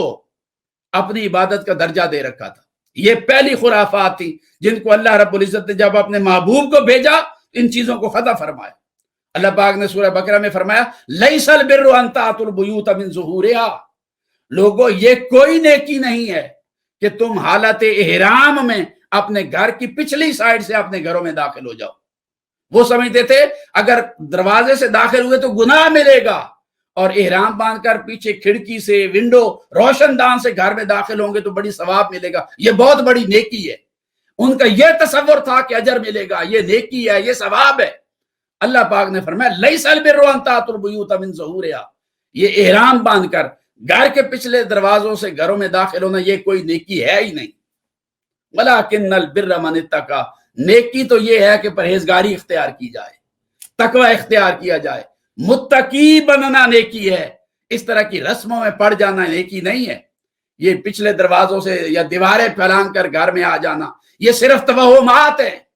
یہ تمہاری رسمیں ہیں جنہیں تم نے خود گھڑ رکھا ہے، کسی پیغمبر نے اس طرح کی بیہودہ باتیں نہیں کی، تم اس کو نیکی قرار دیتے ہو۔ اللہ فرماتا یہ نیکی نہیں ہے، نیکی کا اصل مقصد جو ہے وہ تو اللہ کی قربت ہوتا ہے، یہ تو بیہودہ اور لغو قسم کی تمہاری اپنی رسمیں۔ تو اللہ رب العزت نے ان کی اس رسم کا خاتمہ فرمایا۔ پھر اہل عرب کے ہاں میں نے بتایا نا، ابراہیم علیہ السلام نے جو مناسک دیے وہ بدل چکے تھے، ان کی روح بدل چکی تھی۔ تو دور جہالت میں ایک رسم ہے ان کے ہاں یہ بھی تھی کہ وہ ایک ہی احرام کے ساتھ حج اور عمرے کو اکٹھا کرنا حج اور عمرہ دونوں کو، وہ اس کو ناجائز سمجھتے تھے۔ وہ کہتے تھے حج اور عمرے کی ادائیگی اکٹھے نہیں ہو سکتی۔ اس غلط عقیدے کی بنیاد پر انہوں نے حج کے لیے علیحدہ مہینے مقرر کر رکھے تھے اور عمرے کے لیے علیحدہ مہینے مقرر کر رکھے تھے۔ حج کے مہینوں میں ان کے نزدیک عمرہ نہیں ہو سکتا تھا اور عمرے کے مہینوں میں حج نہیں ہو سکتا، انہوں نے علیحدہ وقت مقرر کیے، مہینے مقرر کیے ہوئے تھے، اور دور دراز سے لوگوں کو بڑی مشقت برداشت کر کے سفر طے کر کے، پھر سواریاں بھی نہیں تھی، پیدل آتے تو بڑی دشواریوں کو سامنا تھا لوگوں کو۔ تو اسلام جب آیا تو اسلام نے ان کی اس خود ساختہ رسم کو بھی منسوخ کر دی اور ایک ہی سفر کے اندر عمرہ اور حج دونوں کو اکٹھے کرنے کی اجازت دے دی۔ اللہ پاک نے ارشاد فرمایا سورہ بقرہ کے اندر کہ فمن حج البیت او اعتمر فلا جناح علیہ ان یطوف بہما، اللہ پاک نے فرمایا کہ جو شخص بیت اللہ شریف کا حج کرے یا عمرہ کرے، حج البیت او اعتمر، حج کرے یا عمرہ کرے، فلا جناح علیہ، اسے کوئی گناہ نہیں۔ یہ صرف ان کی رسمیں ہیں، یہ کہتے ہیں حج اور عمرہ اکٹھے نہیں ہو سکتے، اللہ نے فرمایا، اور یہ کہتے ہیں گناہ ملتا ہے، اللہ نے فرمایا فلا جناح علیہ، حج اور عمرہ اکٹھے کرنے پر کوئی گناہ نہیں۔ جب حج کرو عمرہ کرو ان یطوف بہما، تو تم اس کے درمیان، ان دونوں کے درمیان چکر لگا لیا کرو، صحیح کر لیا کرو، حج اور عمرہ تم اکٹھا کر سکتے ہو۔ تو اسلام جو ہے دین فطرت ہونے کی وجہ سے اس نے آسانی پیدا کی اور ان کی من گھڑت جو رسومات تھی ان کو رد کر دیا، کیونکہ حضور آئے ہی اس لیے تھے کہ وہ دور جہالت کی من گھڑت رسموں اور رواج کو ختم فرما دے۔ یہی وجہ ہے خطبہ حجت الوداع دیتے ہوئے میرے آقا علیہ الصلوۃ والسلام نے ارشاد فرمایا تھا کہ کل شیء من امر الجاہلیت تحت قدمی موضوع، کہ میں دور جہالت کی تمام رسمیں اپنے قدموں کے نیچے روند کر جا رہا ہوں۔ میرے حضور نے ہر فرق ختم فرما دیا تھا اور غلط رسموں کو بالکل آپ نے ان کو بنیادیں ختم فرما دی تھی۔ یہ عرب معاشرہ جن رسموں کے اندر جکڑا جا چکا تھا، انہوں نے اپنی وہ رسم حج کے اندر داخل کر لی تھی۔ پھر ان کے اندر یہ بھی رسم تھی، وہ کہتے تھے حج کے موقع پر جب جاتے ہو تو راستے میں اپنے لیے زیادہ سفر لے کر نہ جاؤ، یہ حرام ہے بھئی، آپ کو سفر ہے، کھانے پینے کی چیزیں اپنے ساتھ مت رکھو، یہ حرام ہے۔ تو وہ حج کے سفر پر جب نکلتے تو وہ کھانے پینے کی چیزیں ساتھ لے کر نہ جاتے، اپنی ضروریات کا سامان ساتھ لے کر نہ جاتے، اور کہتے جی یہ تقویٰ کے خلاف ہے کہ اپنے ساتھ سامان لے کر جایا جائے۔ اللہ رب العزت نے ان کی اس بے بنیاد اور لغو بات کو بھی رد کر دیا۔ اللہ پاک نے فرمایا وَتَزَوَّدُوا فَإِنَّ خَيْرَ الزَّادِ التَّقْوَىٰ وَاتَّقُونِ يَا أُولِي الْأَلْبَابِ، اللہ پاک نے ارشاد فرمایا اور آخرت کا سامان جو ہے وہ اکٹھا کر لو لوگوں، اور بے شک سب سے بہترین زاد راہ جو ہے وہ تقویٰ ہے۔ تم کہتے ہو ہم حج کے لیے جا رہے ہیں، سامان لے کر نہیں جا رہے، وہی لے جا سکتے ہو، اس کا تقویٰ سے کوئی تعلق نہیں۔ تقوی یہ ہے کہ تمہاری نگاہ مولا پر رہے، تم اس کی خاطر نیکی کرو، اس کی خاطر تقوی کی راہ پر چلو، اس کی خاطر فلاح اور خیر کی راہ پر چلو۔ تو اصل زیادہ راہ تقوی ہے۔ تم تقوی کی زندگی نہیں گزارتے، تمہاری زندگیوں میں بے حیائی پائی جاتی ہے، مگر جب حج کے لیے جاؤ تو تم کہتے ہو سامان ساتھ نہیں رکھنا، یہ تو ہمارے تقوی کے خلاف ہے۔ استغفر اللہ۔ اللہ رب العزت نے ان کی اس رسم کا بھی خاتمہ فرما دیا اور فرمایا کہ خورد و نوش کا سامان جب سفر حج کے لیے نکلو تو آپ نے ساتھ لے لیا کرو، یہ تقوی کے خلاف نہیں ہے۔ اور پھر یہ بھی تھا ان کے ہاں یہ ظلم بھی پایا جاتا تھا کہ وہ جب سفر پر نکلتے تو وہ کہتے تھے کہ جب حج کے سفر پر نکلو تو کوئی چیز خرید فروخت نہیں کر سکتے ہو تم، حج کے سفر پر نکلو تو تجارت کرنا حرام ہے۔ اس پر اللہ رب العزت نے ان کی اس رسم کو بھی ختم فرمایا اور فرمایا لیس علیکم جناح ان تبتغوا فضلا من ربکم، یہ بھی تمہارا اپنا من گھڑت تصور ہے، تمہاری رسمیں ہیں کہ حج کے سفر پر جاؤ تو لین دین نہیں کر سکتے۔ اللہ پاک نے فرمایا تمہیں کوئی گناہ نہیں کہ سفر حج کے دوران ان تبتغوا فضلا من ربکم، کہ زمانہ حج میں بھی تم تجارت کے ذریعے اللہ رب العزت کا فضل تلاش کرو، اس پہ کوئی گناہ نہیں۔ حج کا حج، بے وفار کا بے وفار، اللہ پاک نے اس کی اجازت دی۔ تجارت کو فضل ربی سے تعبیر کیا اللہ پاک نے اور اس کی اجازت عطا فرمائی۔ پھر دور جہالت میں اور بہت زیادہ مسائل تھے۔ دور جہالت میں طبقاتی تقسیم بھی تھی، امیر اور غریب کے حج میں فرق بھی تھا، اور اس امیر اور غریب کے حج میں فرق پیدا کر کے سنت ابراہیمی کی روح کو کچل دیا گیا تھا، کیونکہ عرب لوگ جو ہیں ان کے اندر قبائلی تفاخر، فخر، خود پسندی، تکبر، رعونت، دکھلاوا، ریاکاری، اپنی تعریف بہت زیادہ کرنا اور ایک بڑی سرمایہ دارانہ سوچ اور ذہنیت پائی جاتی تھی عرب معاشرے کے اندر۔ اور فطری بات تھی کہ جب ان کے اندر اس طرح ذہنیت پائی جائے تو وہ معاشرہ دو طبقوں میں تقسیم ہو جانا یہ ایک فطری بات تھی، فطری چیز تھی۔ ایک طبقہ ان کے اندر وہ صاحب ثروت تھا،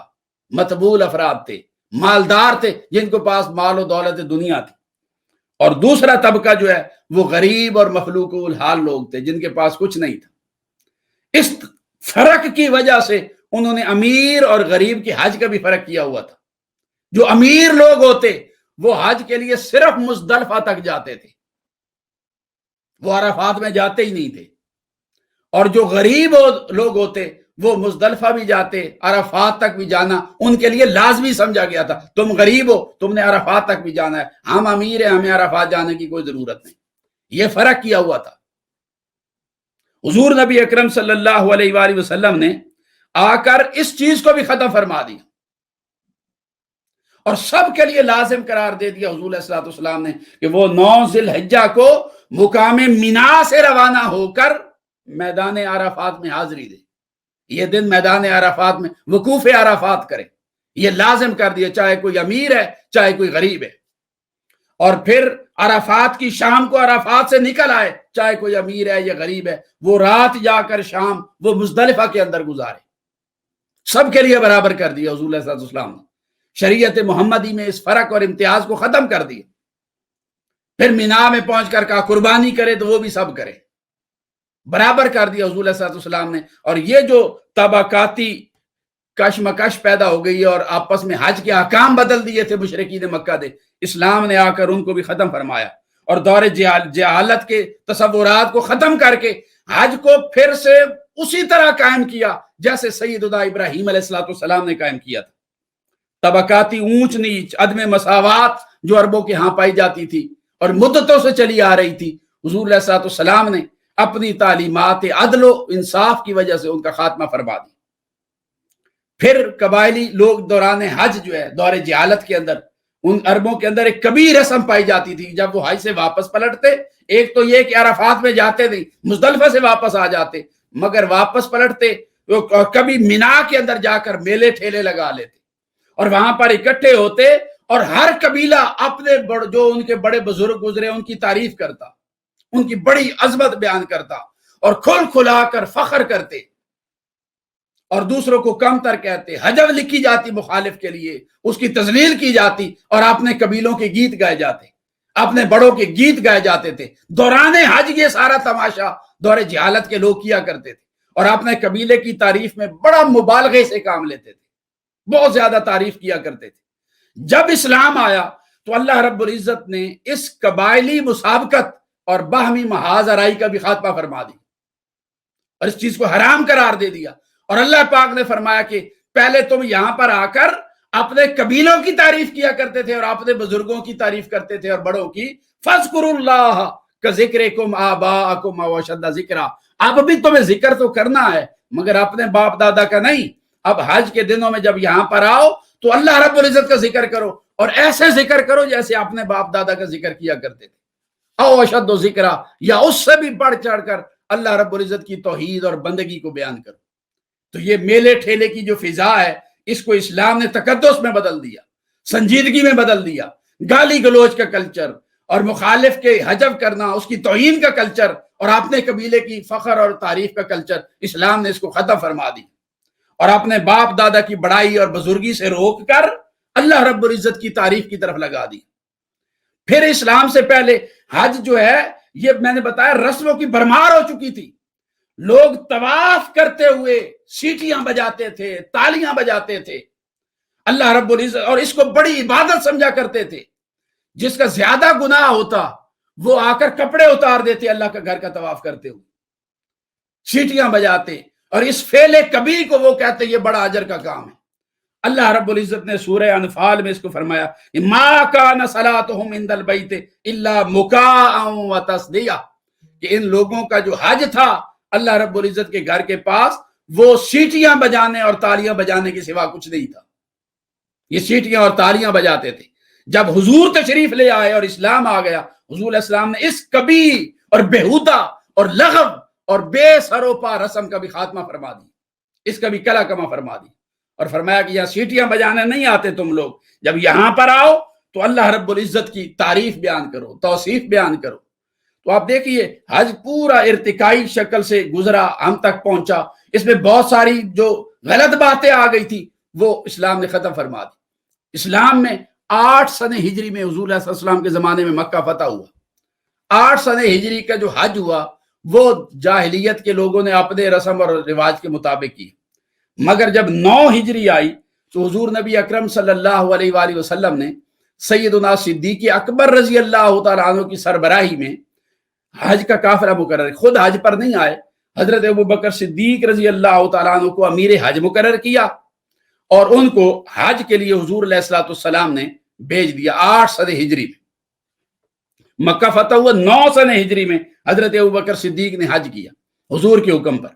جب حضرت ابوبکر صدیق مدینہ سے قافلہ لے کر حج کے لیے نکل پڑے تو ان کے نکل جانے کے بعد اللہ رب العزت نے سورہ توبہ کی آیات نازل فرمائیں، اور ان میں اللہ پاک نے بڑی تفصیل کے ساتھ حج اور اس کے احکامات جو ہیں وہ تفصیل کے ساتھ بیان کر دی۔ اب حضرت ابوبکر صدیق پہلے نکل چکے تھے اور آیات بعد میں نازل ہوئی، تو حضور اور ان جو رسم اللہ پاک نے آیات جو نازل کی سورہ توبہ کی، ان کے اندر اللہ رب العزت نے دور جاہلیت کی جتنی باطل رسمیں تھیں، میں نے اوپر جن کا تذکرہ کر دیا، یہ ساری ختم فرما دی۔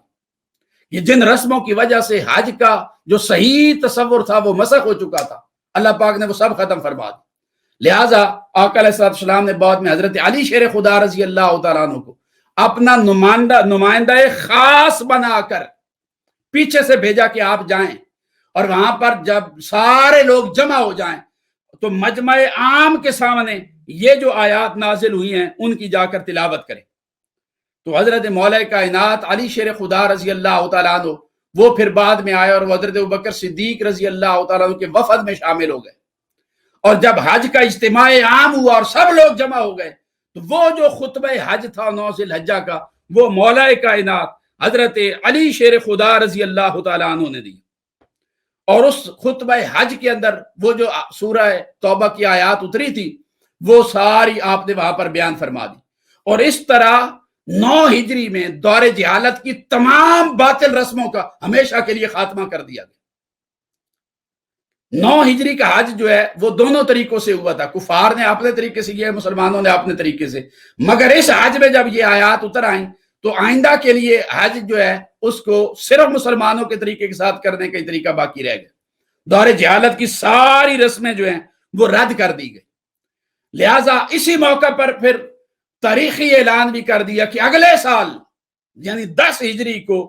کوئی بھی کافر جو ہے وہ یہاں پر نہیں آ سکے گا.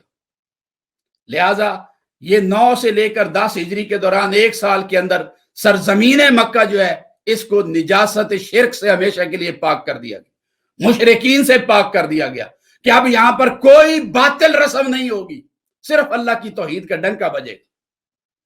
ان المشرکین نجس کہہ کر اللہ پاک نے حرم کعبہ کو ان لوگوں سے پاک کر دیا, ان کے بتوں سے پاک کروا دیا. 8 ہجری میں 8 ہجری میں بت کعبہ سے نکالے گئے اور 9 ہجری میں جا کر مشرکین بھی نکال دیے گئے, باطل رسمیں نکال دی گئی. اور حضور نبی اکرم صلی اللہ علیہ وسلم نے پھر جب 10 ہجری آیا اس سے اگلا سال حضور علیہ السلام نے خود اپنا حج فرمایا. یہ تاجدار کائنات صلی اللہ علیہ وسلم کا حج تھا جس میں حضور بنفس نفیس اپنے جانثاروں کے ساتھ شریک ہوئے تھے. اس موقع پر آقا علیہ الصلوۃ والسلام نے اپنا خطبہ حجۃ الوداع عطا فرمایا. یہ جو خطبہ حجۃ الوداع حضور نے دیا 10 ہجری کو, یہ بلا شبہ ہیومن رائٹس چارٹر تھا جس میں حضور علیہ السلام دور جدید کی بنیاد رکھ رہے تھے. اس خطبے کا ایک ایک لفظ جو ہے وہ بڑی فصاحت و بلاغت کا ایک اعجاز تھا, مظہر تھا. بڑا کمال خطبہ حضور نے دیا, اور اس میں سرکار دو عالم صلی اللہ تعالی علیہ وآلہ وسلم نے اپنے اس خطبے کے اندر قبائلی تفاخر کو, قبائلی عصبیت کو, سماجی اونچ نیچ کو, رسم و رواج کو, باطل تصورات کو, غلط تعبیرات کو, غلط رسموں کو, برائیوں کو, بے حیائیوں کو, اور یہ جو ظاہری شان و شوکت جو ایک دوسرے کے اوپر لوگوں کو حاصل ہوتی ہے, ان ساری چیزوں کا تاجدار کائنات صلی اللہ علیہ وآلہ وسلم نے خاتمہ فرما دیا کہ عرب لوگ جو اپنے آپ کو دوسروں سے افضل سمجھتے تھے, خطبہ حجۃ الوداع کے موقع پر حضور نے اس کا خاتمہ فرما دیا اور فرمایا الا لا فضل لعربی علی عجمی ولا لعجمی علی عربی ولا لاحمر علی اسود ولا لاسود علی احمر الا بالتقوی. حضور نے فرمایا لوگوں کسی عربی کو اجمی پر, کسی اجمی کو عربی پر, کسی گورے کو کالے پر, کسی کالے کو گورے پر کوئی فضیلت حاصل نہیں ہے. کلکم بنو آدم وآدم من تراب, تم سب آدم علیہ السلام کی اولاد ہو اور آدم علیہ السلام کو مٹی سے بنایا گیا تھا. آج حضور ڈکلیئر کر رہے ہیں کہ سب انسان برابر ہیں, افضل صرف وہ ہے جس میں تقوی زیادہ ہے, جو اللہ کے زیادہ قریب ہے وہی افضل ہے, وہی متقی ہے. تم اپنے مال کی بنیاد پر, دولت کی بنیاد پر, جائیداد کی بنیاد پر, اپنی وضاقتہ کی بنیاد پر دوسرے لوگوں سے افضل نہیں ہو سکتے, اپنی رنگت کی بنیاد پر افضل نہیں ہو سکتے, اپنی زبان کی بنیاد پر افضل نہیں ہو سکتے, اپنے خاندان اور قبیلے کی بنیاد پر افضل نہیں ہو سکتے. سب آدم کی اولاد ہیں, سب برابر ہیں. افضل صرف وہ ہے جو سب سے زیادہ متقی ہے, اللہ رب العزت سے ڈرنے والا ہے. یہ حضور علیہ الصلوۃ والسلام کا خطبہ حجۃ الوداع تھا جس میں حضور علیہ الصلوۃ والسلام نے کل شیء من امر الجاہلیت تحت قدمی موضوع, دور جہالت کی ہر رسم کو قدموں کے نیچے رون رہے تھے. اس خطبے میں حضور فرما رہے تھے المسلم علی المسلم حق, کہ مسلمانوں کا مسلمانوں پر حق ہے. اس خطبے میں حضور فرما رہے تھے کہ میں آج سے ہر قسم کے سود کو ختم کرنے کا اعلان کرتا ہوں اور اس کو منسوخ کرتا ہوں. اس خطبے میں حضور علیہ الصلوۃ والسلام ایک زبردست معاشی پالیسی دے رہے تھے اور سود کو ختم فرما رہے تھے اور زندہ رہنے کا لوگوں کو حق دے رہے تھے اور کسی کا خون بہانا حرام قرار دے رہے تھے. سب انسانوں کو برابر زندہ رہنے کا حق دے رہے تھے. اس خطبے میں میرے آقا علیہ الصلوۃ والسلام دور جہالت کے خون معاف کر رہے تھے اور فرما رہے تھے سب سے پہلے میں اپنے چچا کے خون کو معاف کرتا ہوں. تو حضور علیہ الصلوۃ والسلام کا یہ خطبہ جو تھا اس نے ہر قسم کے استحصال کا خاتمہ کیا ہے, ہر قسم کی تفریق کا خاتمہ کیا. یہ 10 حجۃ الوداع جو 10 حضور علیہ السلام نے جو 10 سن ہجری میں خطبہ اپنا حج کیا تھا اس میں یہ خطبہ حجۃ الوداع دیا تھا اور اس میں اپنی تعلیمات بیان کی تھی. اور پھر حضور علیہ السلام نے انسان کی جان کے تحفظ کو یہاں پر بیان کیا تھا. اور حضرت عبداللہ بن عمر فرماتے ہیں کہ آقا علیہ السلام نے عمرہ کیا اور عمرہ کر کے آقا علیہ السلام نے فرمایا قال رأیت رسول, عبداللہ بن عمر کہتے ہیں میں نے حضور کو دیکھا کہ حضور نے کعبہ شریف کا طواف کیا اور طواف کرتے ہوئے حضور کہہ رہے تھے ما اطیبک و اطیب ریحک, اے کعبہ تو کتنا پاک ہے, تیری خوشبو کتنی پیاری ہے, ما اعظمک वआज़म हुर्मतिक, तू कितना अजीम है, तेरी हुर्मत कितनी बुलंद है। मगर सुन ले, वल्लज़ी नफ्स मुहम्मदिन बियदिही, कि उस रब की इज्जत की कसम जिसके कब्ज़े कुदरत में मेरी जान है, लहुर्मतिल मोमिन आज़म इंदल्लाह हुर्मतक मिन्क, कि अल्लाह, एक मोमिन की हुर्मत अल्लाह की नजदीक तेरी हुर्मत से ज्यादा है, उसके माल की हुर्मत तेरे माल से, तेरी हुर्मत से ज्यादा है, एक मोमिन के खून की हुर्मत तेरी हुर्मत से ज्यादा है। ये हुजूर अलैहिस्सलाम ने इंसानियत को वो अजमत, वो शरफ और वो मुकाम जो है वो खुतबा हिज्जतुल विदा के मौके पर अता फरमाया। तो गुफ्तगू काफी हो गई। अब एक सवाल ये कि हज बैतुल्लाह में हजरत इब्राहीम अलैहिस्सलाम को मरकजी हैसियत बहुत हासिल है, तो उसकी सबब क्या और उसकी वजह क्या है? तो कई असबाब हैं, मगर मैं सिर्फ मुख्तसरन 2 असबाब बयान करके ख़त्म करता हूँ। इंशाअल्लाह अगली नशिस्त में हम हज जो है उसकी मजीद जो चीज़ें उससे मुतल्लिक़ हैं उनको लेकर आएंगे कि हज़रत इब्राहीम अलैहिस्सलाम को हज के अंदर इसलिए मरकजियत हासिल है कि तारीख़ इंसानी जो नॉन हिस्ट्री है इंसानों की तारीख़ की, उसका आगाज़ हज़रत सैयदना इब्राहीम अलैहिस्सलाम से होता है, जिसका मैं पहले आपको बता चुका हूं कि तारीख के 2 पीरियड है, हिस्टोरिक और non historic period. Historic period और दौरे तारीख का आगाज चूंकि इब्राहीम अलैहिस्सलाम से होता है, इसलिए हजरत इब्राहीम अलैहिस्सलाम को बुनियादी हैसियत हासिल है। और दूसरा सबब हज में इब्राहीम अलैहिस्सलाम को बुनियादी हैसियत हासिल होने का यह है कि हजरत इब्राहीम अलैहिस्सलाम जद्दुल अंबिया है, यानी आप काफी सारे अंबिया आपकी औलाद में आए। आपके बेटे हजरत इसहाक अलैहिस्सलाम नबी, हजरत इस्माईल अलैहिस्सलाम नबी, हजरत इसहाक अलैहिस्सलाम के बेटे हुए हजरत याकूब अलैहिस्सलाम वो नबी। याकूब अलैहिस्सलाम का लकब था इसराइल, उनकी पूरी औलाद को बनी इसराइल कहते हैं। याकूब अलैहिस्सलाम की औलाद में यूसुफ अलैहिस्सलाम नबी इब्राहीम अलैहिस्सलाम की औलाद में आए। तो सारे मूसा अलैहिस्सलाम इधर ही आए बनी इसराइल में। हजरत हारून अलैहिस्सलाम बनी इसराइल में आए, जकरिया अलैहिस्सलाम बनी इसराइल में, याहिया अलैहिस्सलाम बनी इसराइल में, हजरत ईसा अलैहिस्सलाम बनी इसराइल में। तो बेशुमार अंबिया चूंकि हजरत इब्राहीम की औलाद में आए हैं और आपको जद्दुल अंबिया की हैसियत हासिल है, इसलिए हज में हजरत इब्राहीम अलैहिस्सलाम के शायर को बुनियादी हैसियत हासिल है। और तीसरा सबब हज में इब्राहीम अलैहिस्सलाम को बुनियादी हैसियत हासिल होने का ये कि हजरत इब्राहीम अलैहिस्सलाम आका अलैहिस्सलाम के जद्द अमजद है। और आपने दुआ की थी काबा को तामीर करते हुए, जिसका मैंने पहले जिक्र किया, रब्बना वबअस फीहिम रसूलन मिनहुम यतलू अलैहिम आयातिक, कि बारी ताला अपना महबूब मेरी औलाद में पैदा फरमा। तो जद्द मुस्तफा होने की वजह से इब्राहीम अलैहिस्सलाम की सुन्नत को हज में बुनियादी हैसियत हासिल है। और चौथा सबब ये कि जिसको जितना बड़ा मुकाम देना होता है, अल्लाह पाक उसे उतनी बड़ी आजमाइश से गुजारता है। इब्राहीम अलैहिस्सलाम की सुन्नत को सुन्नत मोहम्मदी में जारी रखना था, इसलिए इब्राहीम अलैहिस्सलाम जिंदगी पर बड़े इम्तिहानात से गुजरे, बड़ी तकलीफों से गुजरे। कुरान कहता है वइज़िब्तला इब्राहीम रब्बुहु बिकलिमातिन फअतम्महुन्ना, हमने हमेशा इब्राहीम को आजमाया और जब भी उनकी आजमाइश की वो हर इम्तिहान में सुरखरू हो गए। उन्होंने कभी भी बड़ी बड़ी मसाइब को, मुश्किलात को खातिर में लेकर नहीं आए। चाहे नमरूद की आग में कूदना पड़ा वो कूद गए, अपने घर छोड़ना पड़ा, हिजरतें करनी पड़ी, कर गए, अपनी बीवी बच्चे को बेआबो गया रेगिस्तान में भूखा प्यासा छोड़ना पड़ा, अल्लाह की खातिर उन्होंने ये भी कर दिया। बेखतर कूद पड़ा आतिश नमरूद में, बेटे की गर्दन पर छुरी चलानी पड़ी अल्लाह के हुक्म के तहत, वो भी कर गुजरे। चूंकि हर कुर्बानी कर गुजरे, इसलिए अल्लाह पाक ने फरमाया कि इब्राहीम तुझे मैं अपने महबूब मोहम्मद मुस्तफ़ा के दादा होने के शरफ अदा करता हूं और तू बड़ा वफादार है, इसलिए तेरी सुन्नत को अब क़यामत तक के लिए अपने महबूब की उम्मत में मैं हज और तवाफ बनाकर जिंदा रखूंगा। यही वजह है कि इब्राहीम अलैहिस्सलाम को हज के अरकान के अंदर बड़ी बुनियादी हैसियत हासिल है। अब उसके बाद इंशाअल्लाह फिर आगे हज, उसके प्रैक्टिकल और बहुत सारी निस्बतें हज के अंदर हैं, वो कौन कौन सी हैं, कैसे जमा हुई हैं, इस पर इंशाअल्लाह हम अपनी गुफ्तगू जो है वो अपनी अगली नशिस्त में करेंगे। अल्लाह रब्बुल इज़्ज़त हमें शरअ शरीफ के अहकामात को समझने की तौफीक अता फरमाए। और ये जो बड़े अज़मतों वाले घर का हमने तज़किरा किया, अल्लाह पाक इसकी अज़मतें समझने और इनके ऊपर ईमान रखने और हम सब को अपने इस घर की तरफ सफ़र करने की तौफीक अता फरमाए, हमारे इस सफ़र को मकबूल बनाए और अल्लाह रब्बुल इज़्ज़त हमें अंबिया अलैहिस्सलाम की राह पर चलने की तौफीक दे। वमा अलैना इल्लल बलागुल मुबीन।